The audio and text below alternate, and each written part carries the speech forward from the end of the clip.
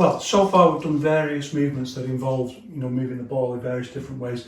What we haven't really done so far is added in any steps, and of course you need to do that to be more mobile, and in many ways part of the art of what you want to do when you're manipulating someone is to move around them. If they won't move, you've got to move around them. You've got to find the positions where they're weakest or where they're emptiest, where you can push. So we'll do some exercises that begin to help us think about integrating our movement with steps.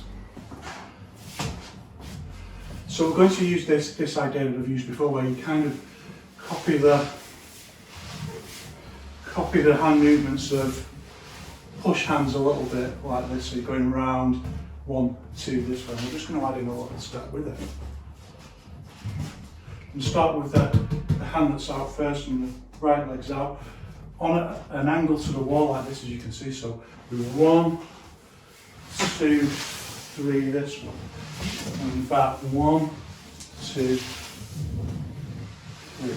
And by keeping it at an angle, we're changing and just challenging where the energy is pushing back against our structure, because this is what it's really about. We recognise, like, a serious assailant isn't going to come at you with the energy of like the mild energy of a plastic ball. It's not about it. It's about giving your mind and body the data to start constructing a better ability to use structure. So 1, 2, step this way, 1, 2. So now the structure is being affected from the side this way. 1, 2. It's just elementary steps, learning how to, literally elementary steps, learning how to integrate stepping with your movement. So left foot out, left hand out, 1, 2, 3. And back, 1, 2. And it's just using this kind of swooping down movement you see in particularly Yang Tai Chi. 1, 2, 1, 1.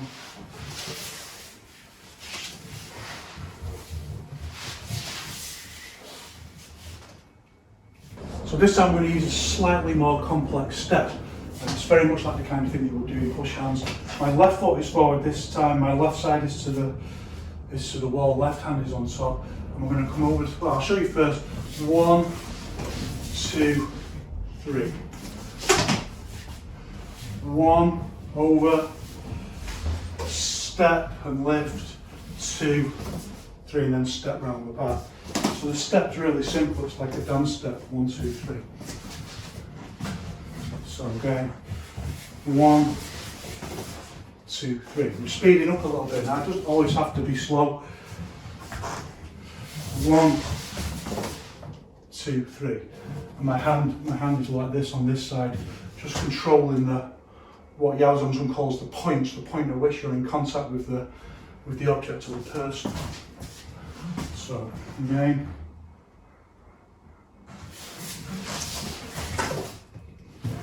One more time.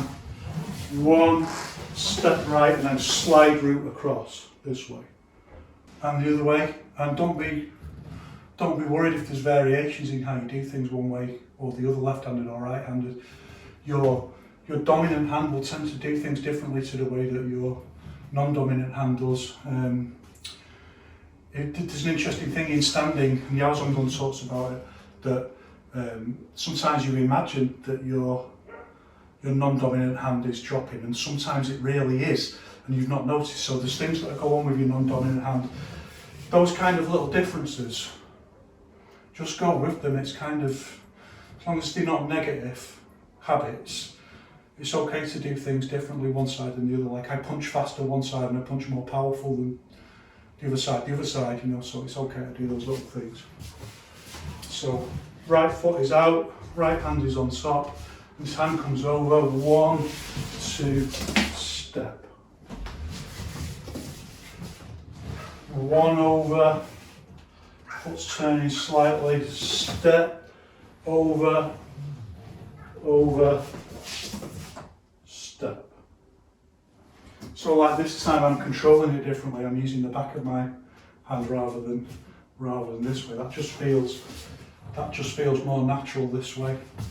So I'm not bothered about those little differences, as long as it's all within the useful paradigm. So 1, 2, 3. 1, 2, 3. So 1, 2, 3. Again, over.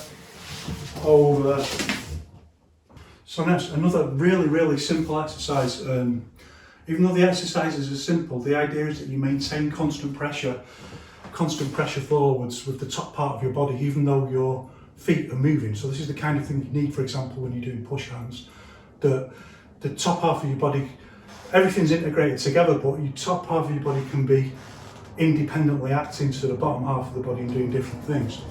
So without losing the structural integrity that you need.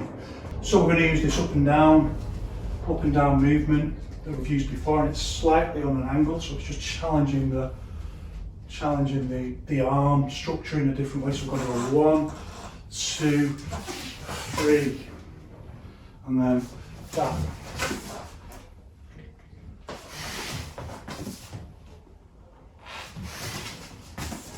Notice I'm starting to speed up a little bit with the movements now, because I'm starting to integrate a little bit more with what I think will be needed in push hands. So 1, 2.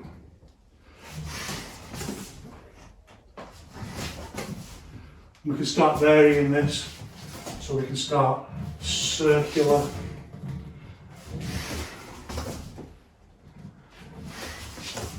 I'm just doing very simple.